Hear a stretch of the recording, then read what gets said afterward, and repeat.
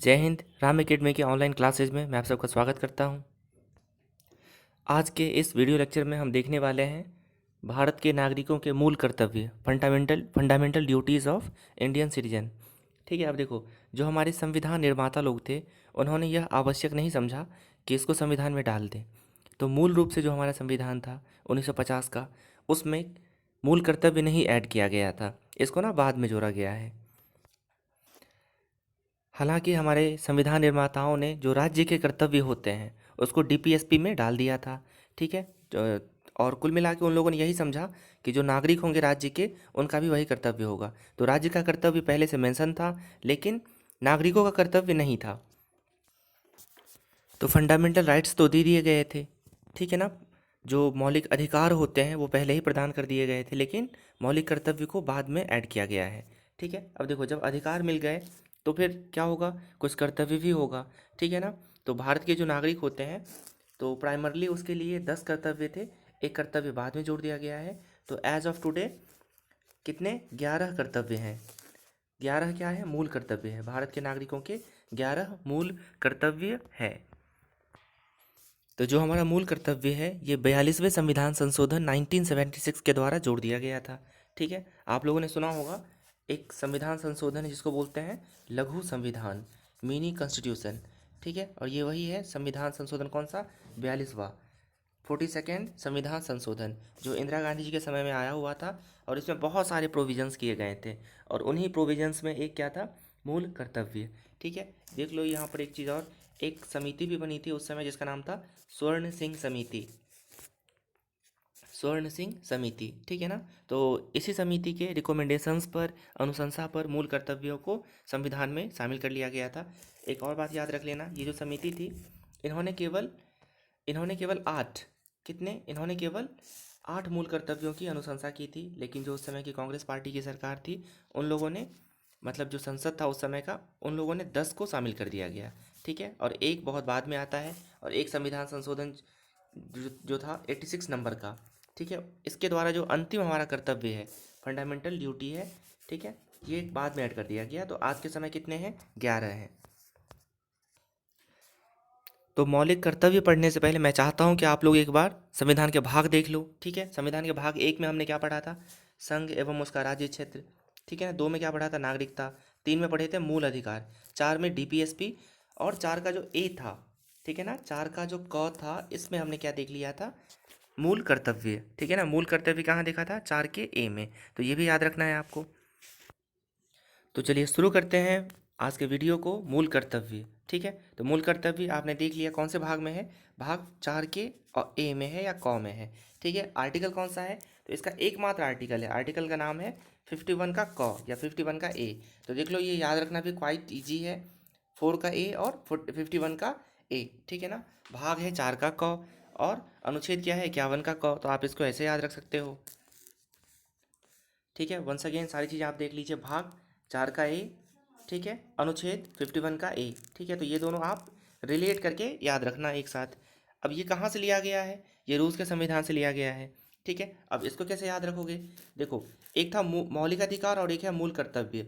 ठीक है ना, तो जो फंडामेंटल राइट है उसका हिंदी आप लोग मौलिक अधिकार के नाम से ही याद रखने की कोशिश करना, और जो कर्तव्य है उसको मूल कर्तव्य के नाम से। तो मूल और रूस, ठीक है ना, मात्राएं समान लग रही है, मूल और रूस। ठीक है ना, तो इनको मात्रा के आधार पे याद रखने की कोशिश करना कि रूस के संविधान से क्या लिया गया है, मूल कर्तव्य। ठीक है ना, मूल कर्तव्य। आप लोगों को याद होगा जब मैंने आपको पढ़ाया हुआ था कि भाग को कैसे याद रखें, उस समय भी मैंने आपको बताया था कि जो मान लो कोई बच्चा रूठ जाता है तो रूठ को रूट से याद रख लेना है। ठीक है, तो बड़ों का कर्तव्य होता है कि आप उसको अच्छे से मनाओ, उसको टॉफ़ी दो, जो भी जिस चीज़ के लिए रूठा हुआ है। तो रूस से इसको ऐसे याद रख लेना कि कोई बच्चा रूठ गया, रूस गया, तो आपका कर्तव्य है कि आप उसको वो चीज़ ला के दो। ठीक है, तो रूस के संविधान से क्या लिया गया है, मूल कर्तव्य। ठीक है ना, मूल कर्तव्य टोटल कितने हैं, ये 11। जैसा कि वीडियो के स्टार्ट में मैंने आपको बताया कि ये मूल रूप से संविधान में नहीं था, मतलब जो संविधान हमारा 1950 में लागू हुआ था उस समय ये नहीं था। ठीक है, तो इसको बाद में जोड़ दिया गया है। तो कहाँ से जोड़ा गया, ये देख लो आप, ये जोड़ा गया है 42वें संविधान संशोधन 1976 के द्वारा। ठीक है ना, ये सबसे बड़ा संविधान संशोधन माना जाता है और इसको क्या बोलते हैं अपन, लघु संविधान।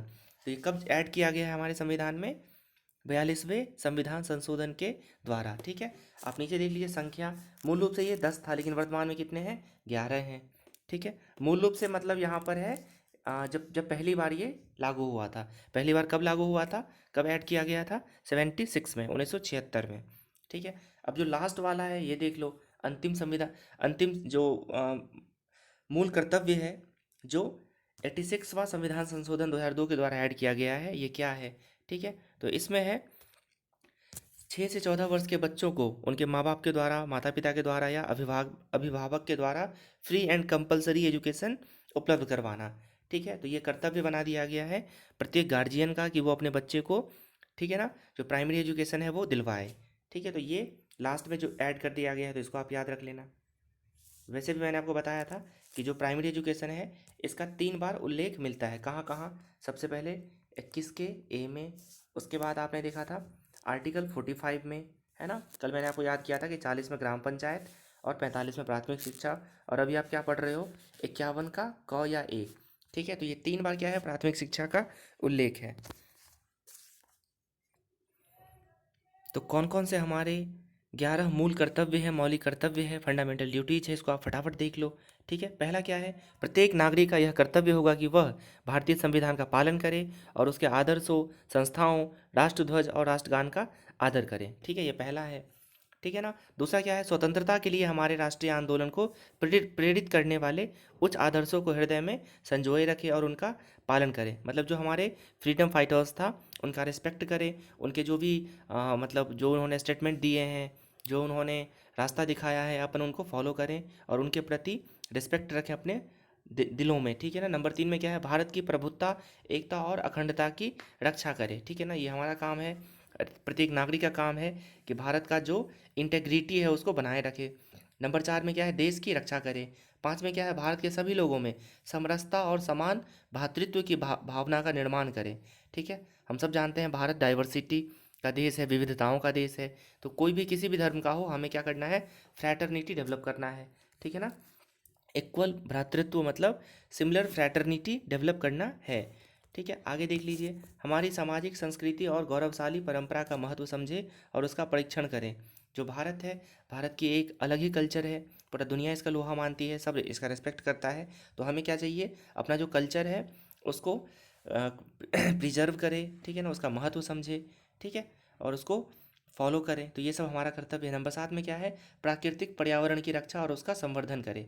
ठीक है, देखो ये बहुत इंपॉर्टेंट पॉइंट है, ये भी हमारा ड्यूटी है, संविधान में लिखा हुआ है, इट्स आवर ड्यूटी, कि जो अपना क्या है, प्राकृतिक पर्यावरण है, जो हमारे आसपास का सराउंडिंग है, उसका इनरिचमेंट करें और उसको प्रोटेक्ट भी करें। नंबर 8, वैज्ञानिक दृष्टिकोण और ज्ञानार्जन की भावना का विकास करें। ठीक है, ये भी बहुत ज़रूरी है। ठीक है, ऐसा नहीं कि अपन ने अपना टाइम का पास कर रहे हैं। ठीक है ना, देखो ये हमारे संविधान में लिखा हुआ है कि क्या करना है, खुद को खुद को और अच्छा बनाना है। ठीक है ना, हमेशा सीखने की भावना रखना है, वैज्ञानिक दृष्टिकोण डेवलप करना है। ऐसा नहीं कि मतलब अपन ऐसे ही आलसियों का टाइप कुछ सीख नहीं रहे हैं, कुछ कर नहीं रहे हैं। ठीक है, तो वैज्ञानिक दृष्टिकोण मतलब थोड़ा सा अपने को कॉमन सेंस भी डेवलप करना है, और ज्ञानार्जन जितना ज़्यादा हो क्या कर सकना है, सीखना है ना, किसी भी स्टेज में हर समय थोड़ा सा माइंड को क्यूरियस रखना है, सीखने की भावना डेवलप करना है। तो it's our fundamental duty. Number 9 में क्या है, सार्वजनिक संपत्ति को सुरक्षित रखें, जो आप नहीं रखते। 9 मतलब नो, है ना, तो इसको ऐसे भी याद रख लेना कि सार्वजनिक संपत्ति को सुरक्षित रखना है तो नो। इसके पहले भी मैंने आपको बताया था आर्टिकल 49, उसमें क्या था, जो राष्ट्रीय महत्व के स्मारकों का संरक्षण करें, वहाँ पर भी नो से मैंने याद करवाया था। यहाँ पर 9 में क्या है, सार्वजनिक संपत्ति को सुरक्षित रखें। नंबर 10 में क्या है, व्यक्तिगत एवं सामूहिक गतिविधियों के सभी क्षेत्रों में उत्कर्ष की ओर बढ़ने का सतत प्रयास करें।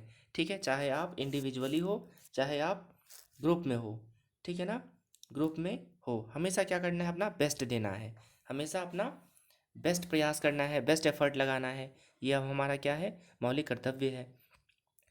और सबसे लास्ट में क्या है, ये ऐड किया गया है बाद में 86वां संविधान संशोधन 2002 के द्वारा, माता पिता या संरक्षक द्वारा 6 से 14 वर्ष के बच्चों हेतु प्राथमिक शिक्षा प्रदान कराना। ठीक है, तो ये है हमारे मौलिक कर्तव्य। आप लोग एक बार इसको नोट डाउन कर लो तो आपको याद हो जाएगा ये। तो चलिए कुछ क्वेश्चंस लगा लेते हैं हम भारतीय नागरिक के मूल कर्तव्य के ऊपर। कुछ 10-20 क्वेश्चंस लगा लेते हैं, ऑब्जेक्टिव क्वेश्चन, जैसे कि एग्जाम में आते हैं। ये चीज़ें बहुत महत्वपूर्ण होती है आपके लिए, ठीक है।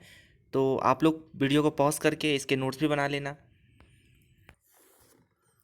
तो पहला क्वेश्चन देखते हैं, भारतीय संविधान में मूल कर्तव्यों को शामिल करने का विचार किस देश के संविधान से लिया गया है? ठीक है, तो आप लोग देख चुके हो कहाँ से लिया गया है, पूर्व सोवियत संघ से, जिसको हम रूस कहते हैं आज के समय, ठीक है ना, रसिया के नाम से जानते हैं। पहले इसको पूर्व सोवियत संघ कहा जाता था, इंग्लिश में USSR, ठीक है। USSR का फुल फॉर्म क्या होता है? यूनियन ऑफ सोशलिस्ट रिपब्लिक, ठीक है। ये भी चाहो तो आप नोट कर सकते हो, यूनियन ऑफ सोशलिस्ट रिपब्लिक, ठीक है ना, यूनियन ऑफ सोशलिस्ट रिपब्लिक, ये इसका फुल फॉर्म होता था, ठीक है। फिर इसका कोलैप्स हो जाता है, फिर रसिया बनती है और भी देश बनते हैं। तो हमारे संविधान में मूल कर्तव्य कहाँ से लिया गया? रसिया से या पूर्व सोवियत संघ से। क्वेश्चन नंबर 2 क्या है? संविधान में मूल कर्तव्य से संबंधित प्रावधान निम्नलिखित में से किस समिति के संस्तुतियों के आधार पर सम्मिलित किया गया है? आप लोगों ने देख लिया कौन सी समिति थी, स्वर्ण सिंह समिति, ठीक है। इन्होंने 8 बोला था कि 8 क्या होने चाहिए, ड्यूटीज़ होने चाहिए, फंडामेंटल ड्यूटीज़, लेकिन जो सरकार थी उन्होंने 10 शामिल किए और एक बाद में शामिल कर लिया गया था 2002 में, तो 11 हो गए। नंबर 3 क्वेश्चन क्या है? निम्नलिखित में से किस वर्ष संविधान में मूल कर्तव्यों को अंतःस्थापित किया गया था? तो जैसा कि मैंने आपको बताया, ये पहले नहीं था 1950 में, ये कब शामिल किया गया है? 42वें संविधान संशोधन के द्वारा, ठीक है ना। ईयर कौन सा था? 1976, ठीक है। तो ऑप्शन कौन सा हो जाएगा इसमें? ऑप्शन हो जाएगा आपका बी, 1976, 42वां संविधान संशोधन। नेक्स्ट क्वेश्चन है, मौलिक कर्तव्यों को निर्धारित किया गया है, ठीक है। तो कौन से, यहाँ पर वही बात पूछ लिया, 42वें संविधान संशोधन के द्वारा। नेक्स्ट, 42वें संविधान संशोधन के 10 आचार आदर्शों को किस नाम से जाना जाता है? तो इसी को तो क्या बोलते थे? मौलिक कर्तव्य, ठीक है ना। कितने हो गए? क्या बोलते हैं इसको? मौलिक कर्तव्य। क्वेश्चन नंबर 6 देख लो, 1976 में 42वें संविधान संशोधन के द्वारा नागरिकों के लिए कितने मौलिक कर्तव्य निश्चित किए गए थे?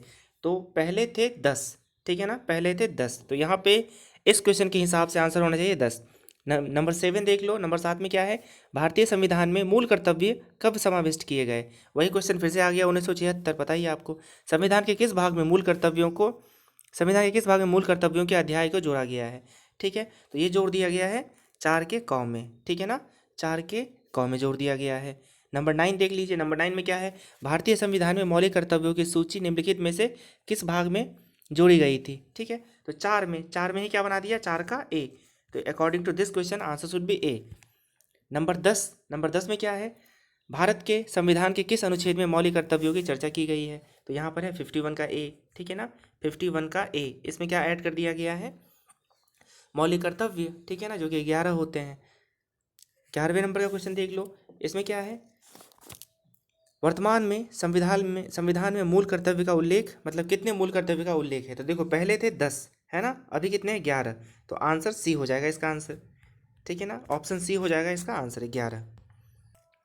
नेक्स्ट क्वेश्चन देख लीजिए, नेक्स्ट क्वेश्चन क्या है आपका कि मौलिक कर्तव्यों को संविधान में सम्मिलित किए जाने का प्रयोजन है, मतलब किस उद्देश्य के से इसको शामिल किया गया है? ठीक है, पहला क्या है? मौलिक अधिकार का दुरुपयोग गलत है, मौलिक अधिकारों को और अधिक सबल बनाना गलत है, ठीक है ना। ऑप्शन सी होगा विनाशक और असंवैधानिक गतिविधियों को नियंत्रित करना, ठीक है ना। इसमें क्या लिखा हुआ है कि संविधान का पालन करे और भी अच्छी अच्छी बातें, तो इसका सी आंसर हो जाएगा।